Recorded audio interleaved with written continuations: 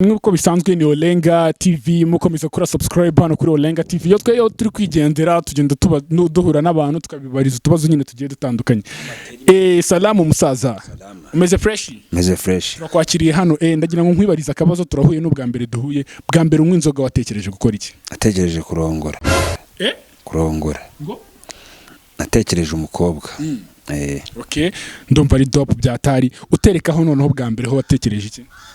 Ngira gute? Uterekaho bwa mbere kush watekereje iki? Natekereje kurongora nkarangiza. Murakoze cyane. Twe twikomerezaga twara abagenzi man sibyo? Yo cameraman umvishe nk'uriya munega ngo bwa mbere aterekaho ngo atekereje ibintu bya shit man. Ira boro rero ni fo byatari sibyo? Ye man urubyiruko giye nabagira inama ibintu byo guterekaho n'ibintu byo gushira ubwo bunywaji naga ari fresh man mukatirika bisa mutazashiduka we mwaralaye we krepa